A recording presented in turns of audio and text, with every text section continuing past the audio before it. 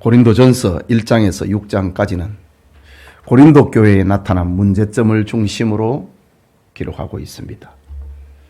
이제 7장부터는 고린도 교인들이 편지로 질문한 문제들을 성령의 감동으로 바울이 답하는 것입니다. 7장에서는 결혼과 부부관계를 다루고 있는데 인생사에서 가장 중요한 것이 결혼입니다. 어떤 사람은 결혼 생활을 잘해서 행복하지만은 또 어떤 사람은 결혼 생활이 원만하지 못해 고통을 당하기도 합니다.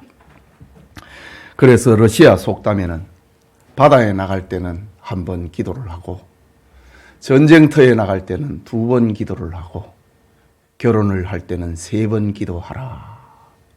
전쟁터에 나가는 것보다도 더 중요하기 때문입니다.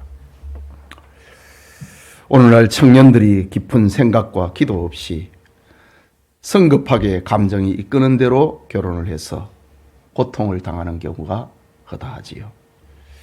그리스도인은 결혼하기 전에 먼저 분명한 목적이 세워져야 합니다. 이것은 오늘 본문에 기록된 문맥 속에서 잘 나타나는데 알다시피 고린도 교회는 유력한 사람들과 특별한 은사를 가진 사람들이 많았습니다. 그러나 고린도 교회는 잘못된 방법으로 성관계를 하는 음행이 만연했습니다. 이 문제를 해결하기 위하여서 바울은 고린도전서 5장과 6장에서 자세하게 교훈했습니다. 사실 오늘날에도 부부관계에 금이 가고 이혼을 하는 많은 요인 중에 음행의 문제가 있으면 어쩔 수 없습니다.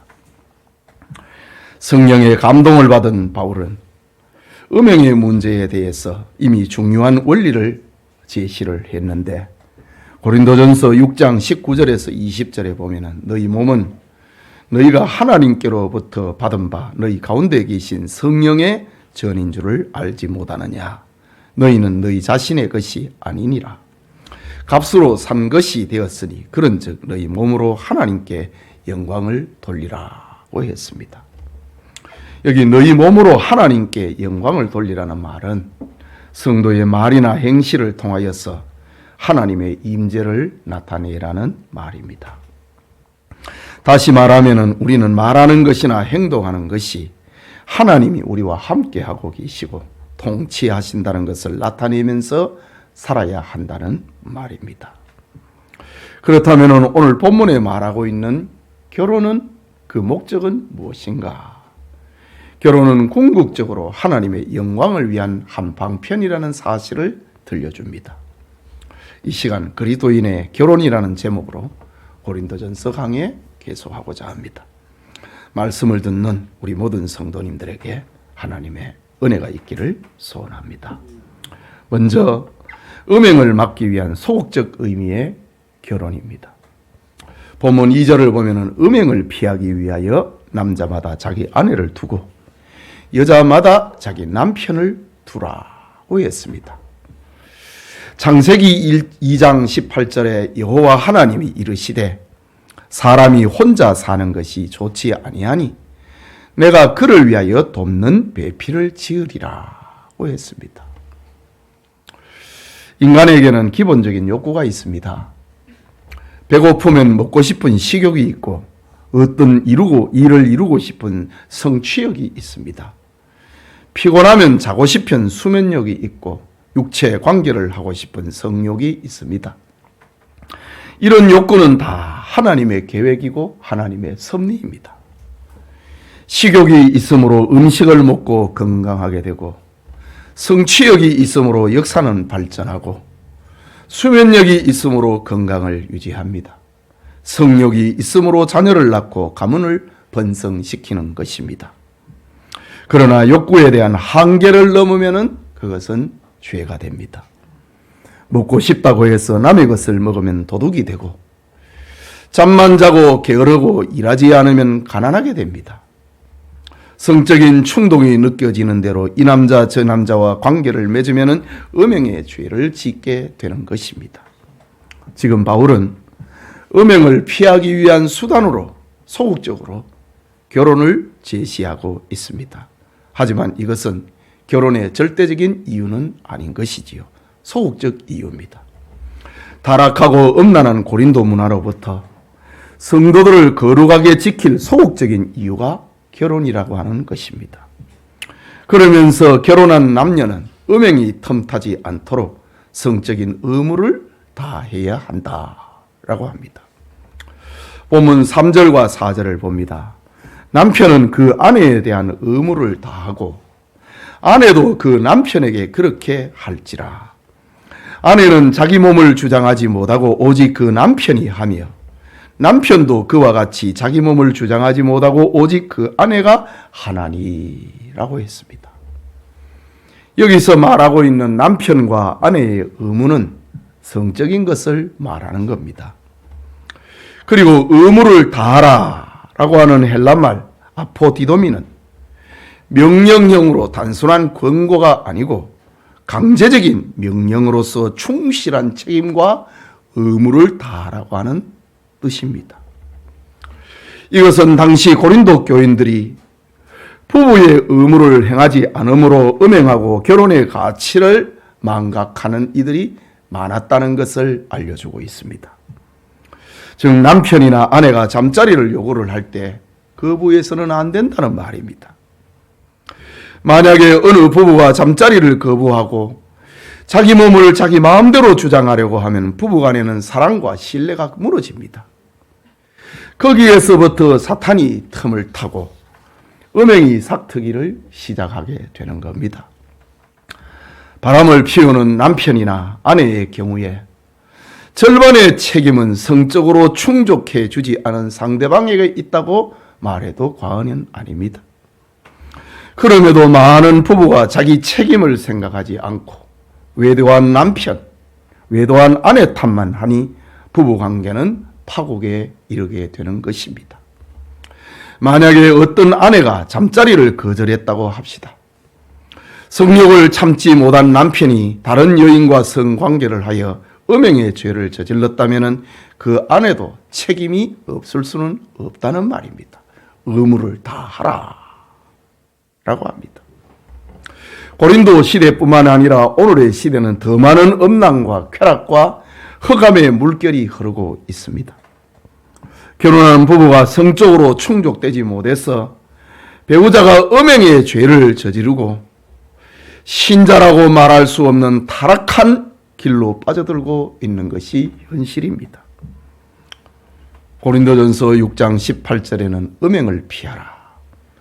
사람이 범하는 죄마다 몸 밖에 있거니와 음행하는 자는 자기 몸에 죄를 범하느니라고 했습니다. 음행의 죄를 범하지 않도록 하기 위해서 남편은 그리고 아내는 자기 의무를 다 하라고 합니다. 이런 이유로 인하여서 결혼을 했다는 말입니다. 그래서 바울은 교인들을 권면을 하며 교인들을 향하여서 권면을 하는데 권면을 넘어선 명령을 하고 있는 겁니다. 5절에는 서로 분방하지 말라.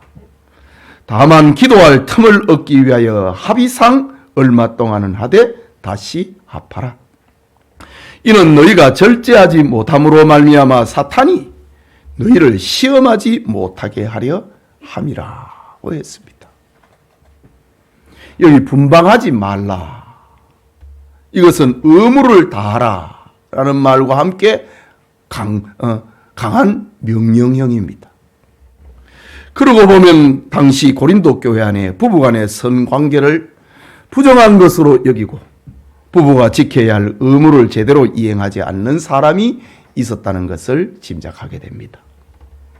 이것은 교회 안에 들어온 영지주의 철학이 쾌락주의로 흘러가자 여기에 반하여서 금욕주의가 대두되었다는 것입니다. 그뿐만 아니라 독신의 사도 바울을 추정을 하여 결혼은 해서도 혼자 사는 것처럼 절제하는 사람들이 많이 나타났다는 것을 알게 됩니다. 이런 상황에서 바울은 다시 명령하는 겁니다. 부부간에 잠자리를 따로 함으로 분방하지 말라고 합니다. 하나님 앞에 작정하고 기도하기 위하여 얼마 동안은 분방할 수 있지만은 그것도 부부가 서로 합의할 때에 가능하다라는 겁니다. 가정사역자로 유명한 이희범 목사의 부부 행복학교 이야기라는 책이 있습니다. 이런 글이 나옵니다. 기도를 많이 하고 은혜를 받았다고 하는 부인 중에 성생활을 더럽게 여기기나 유치한 것으로 여기는 경향이 많다. 어느 남편과 상담했더니 자기 아내는 성생활을 추잡하고 영적인 생활을 방해하는 행위라고 말한다. 그래서 남편이 아내에게 말한다. 그러면 왜 나와 결혼을 했는가? 라고 물었더니 부인은 나는 아기만 가지면 돼요. 이런 일은 창녀들이나 하는 것으로 하나님도 싫어할 것이에요. 라고 대답했다고 한다. 이 얼마나 안타까운 일입니까? 결혼의 참된 의미를 알지 못하고 금욕주의에 빠진 고린도 교회의 한 성도를 보는 것 같습니다. 하나님이 부부에게 복으로 주신 성생활을 창녀들이나 하는 것으로 생각하는 것은 잘못된 신앙입니다. 사도 바울은 고린도 교회 성도들의 질문에 결혼은 해야 되는 것입니까? 부부관계는 어떻게 하는 것입니까? 질문에 이렇게 답하고 있는 겁니다. 결혼 제도는 하나님이 만드신 것이고 부부간의 서로의 의무를 잘 감당하고 사랑이 넘치는 건강한 가정이 되기를 축복합니다. 그게 둘째로 그리스도인의 결혼은 하나님께 영광을 돌리기 위한 적극적인 의미의 결혼입니다.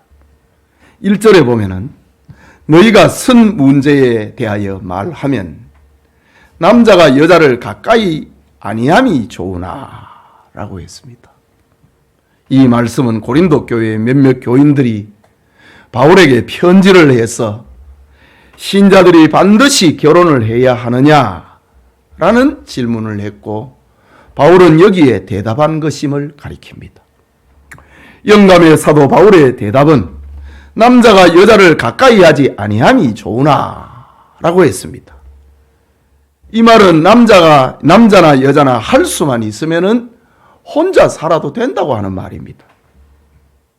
그러면서 7절에 나는 모든 사람이 나와 같기를 원하노라고 했습니다. 바울이 독신이잖아요. 나처럼 사는 거 좋다고 합니다. 여러분, 바울은 다른 사도와는 달리 평생 결혼하지 않고 독신으로 살았습니다. 그는 모든 사람이 할 수만 있으면 자기처럼 독신으로 사는 편이 낫다고 했습니다. 만약 바울이 결혼을 했다면 그처럼 많은 곳을 다니면서 선교할 수 없었을 것이고 순교를 당할 때에도 주저했을 것입니다. 사실 결혼을 하면은 가정에 매이게 됩니다. 남편은 아내에게 매이고 가족을 먹여 살리기 위하여 쉬지 않고 일해야 합니다.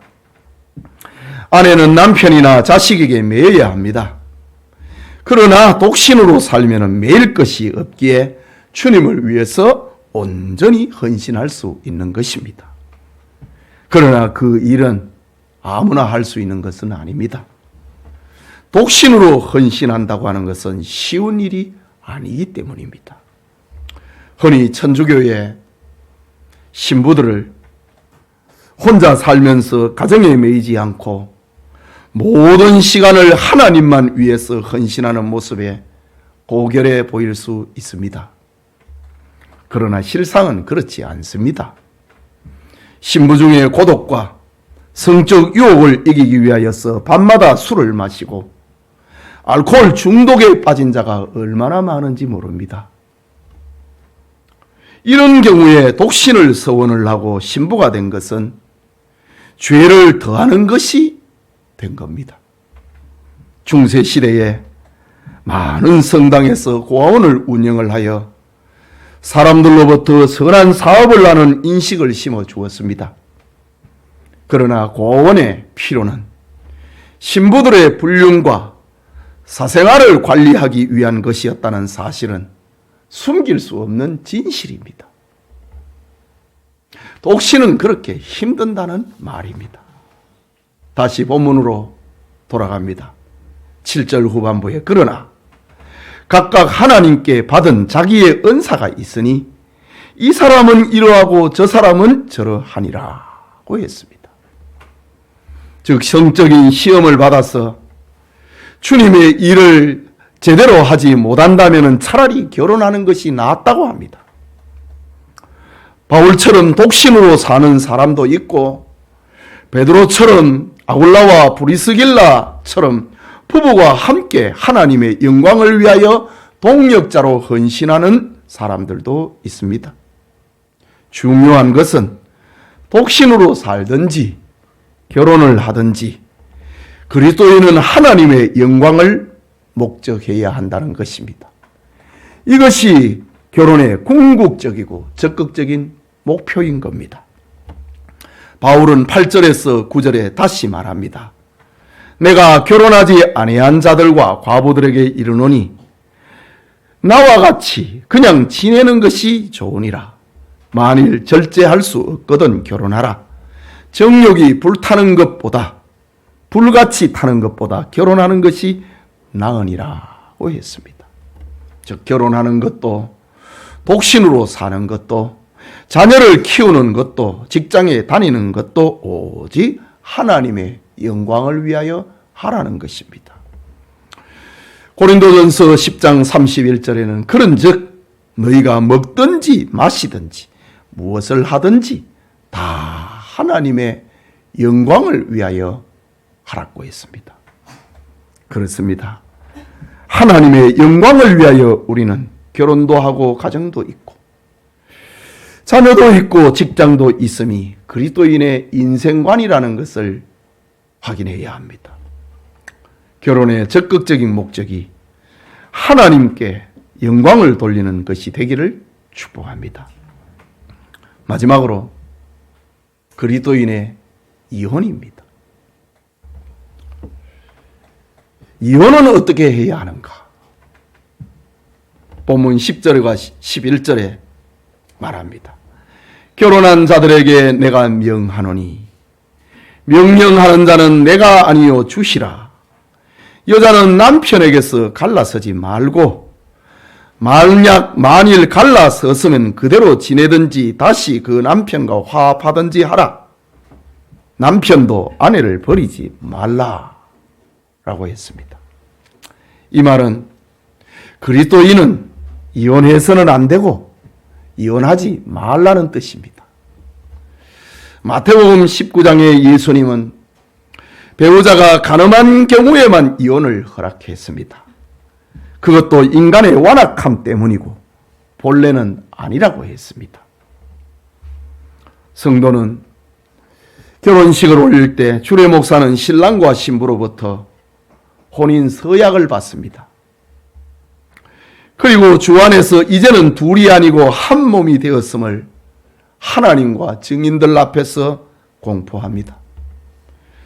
그러므로 하나님이 짝지어 주신 것을 사람이 나누지 못할지니라고 못을 박습니다. 그리스도인의 결혼은 하나님께서 짝을 찾아서 한 몸으로 맺어주셨다는 사실입니다. 그것은 세상의 법 위에 있는 하나님의 법입니다.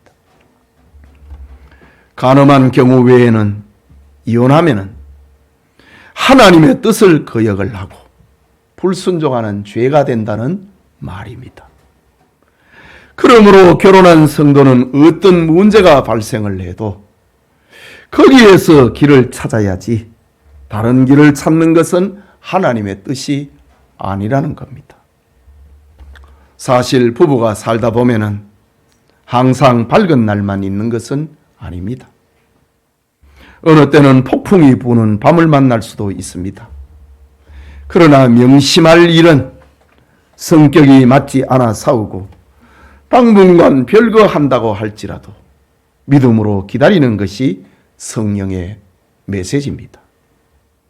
바울은 갈라서서면은 그대로 지내든지 다시 그 남편과 화합하든지 하라 라고 합니다. 통계에 의하면은 이혼한 사람들 중에 폭력을 행사했든지 바람을 피우는 경우로 이혼한 것 외에는 대부분 후회한다고 합니다. 이혼은 부부가 이혼함으로 어린 자녀나 사춘기에 있는 자녀들이 상처를 안고 살기 때문입니다. 무엇보다도 믿는 부모들이 성격 차이나 자존심 때문에 이혼을 하면은 자녀는 영적으로 실족하고 교회를 떠나는 경우가 허다하다고 합니다. 사도 바울은 이혼에 대한 주님의 명령을 전하다가 이거는 주님의 명령이 아니고 목회적 생각 하나를 들려주고 있습니다. 그것이 12절과 13절입니다. 그 나머지 사람들에게 내가 말하노니 이는 주의 명령이 아니라 만일 어떤 형제에게 믿지 아니하는 아내가 있어 남편과 함께 살기를 좋아하거든 그를 버리지 말며 어떤 여자에게 믿지 아니하는 남편이 있어 아내와 함께 살기를 좋아하거든 그 남편을 버리지 말라라고 합니다. 즉 신자 중에 남편은 예수님을 믿는데 아내는 믿지 않는 경우가 있습니다. 반대로 아내는 예수님을 믿는데 남편은 믿지 않는 경우가 있습니다. 그런 경우에 불신 남편이 예수님을 믿는 아내와 함께 살기를 원한다면 헤어지지 말라고 목회적으로 권면합니다. 반대로 불신자인 아내가 예수님을 믿는 남편과 함께 살기를 원한다면 그 남편은 헤어지지 말고 함께 살라고 합니다. 이것은 어떤 경우일까요? 결혼을 할 때는 둘 다 불신자였습니다. 결혼한 후에 한 편이 먼저 예수님을 믿어서 그리스도인이 되었습니다.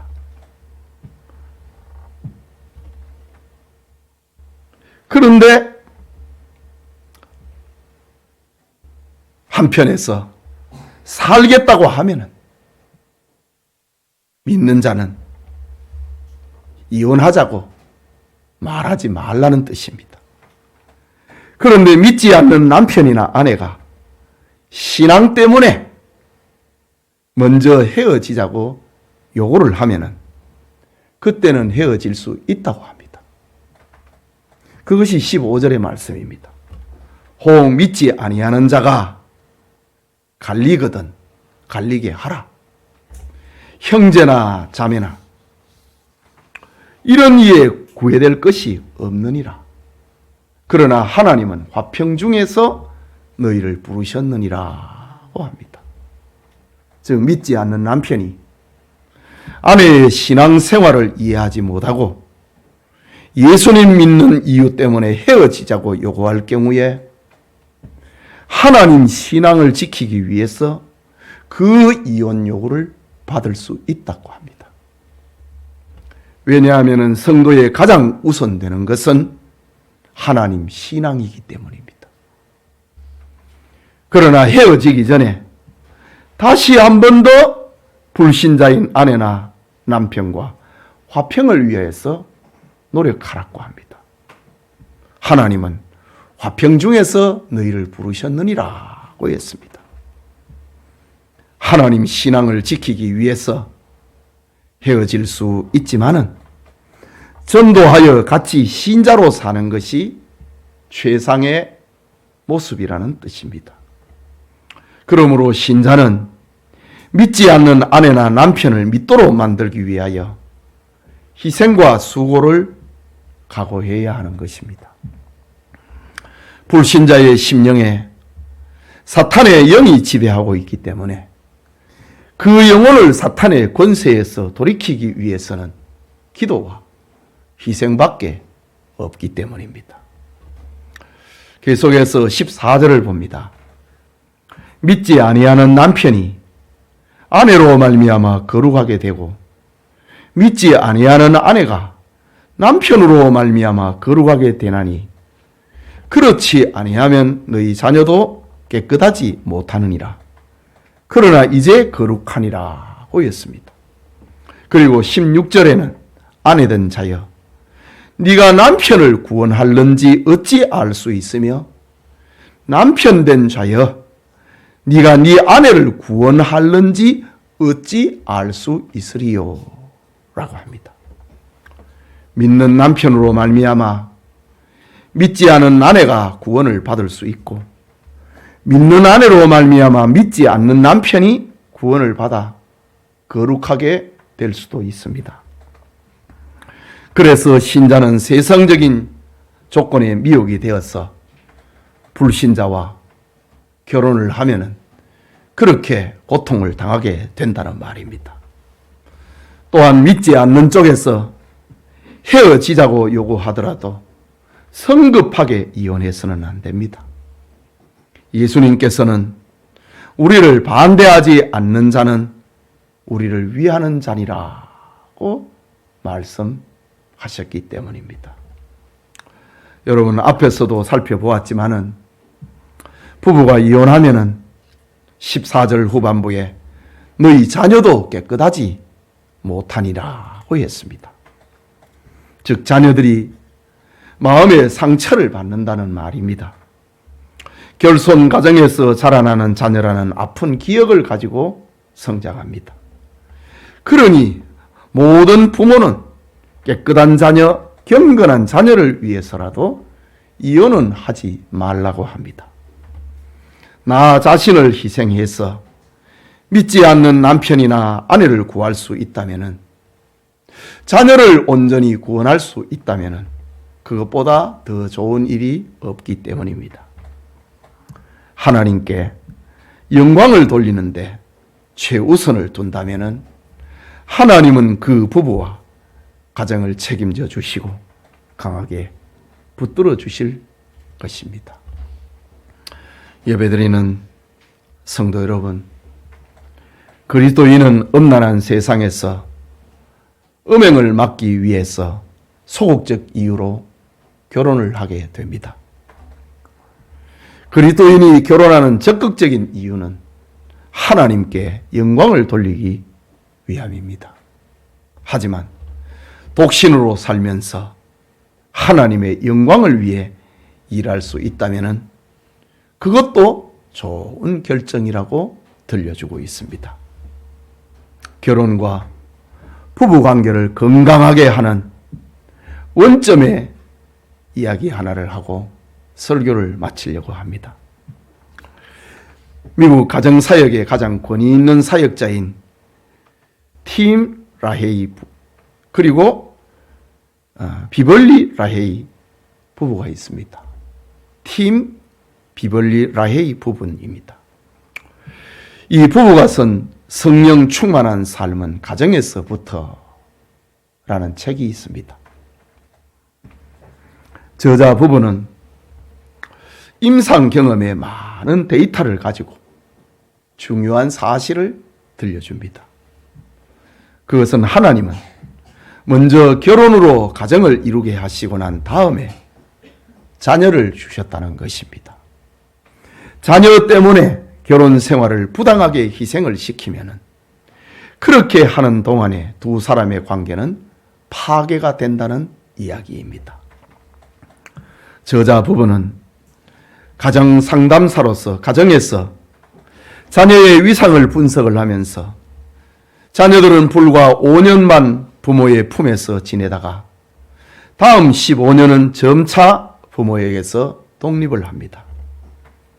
20살이 지나면은 자녀들은 부모를 떠나게 된다는 말입니다.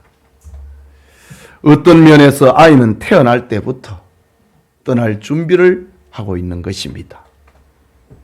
하지만 부부는 50년 이상을 함께 지내며 평생을 함께 걷고 함께 살아갑니다. 그렇다고 자녀들이 중요하지 않다는 말은 아닙니다. 자녀들은 분명 가정의 미래요 꿈입니다. 하지만 결혼에는 부부 관계가 우선이고 그 다음이 자녀인 것입니다.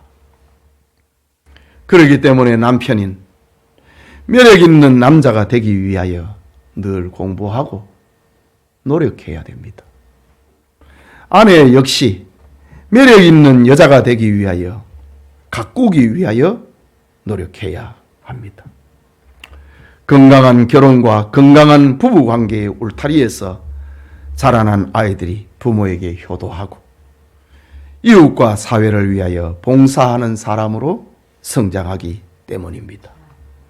이런 이유에서 그리스도인의 결혼과 부부관계는 대단히 중요하다는 것입니다.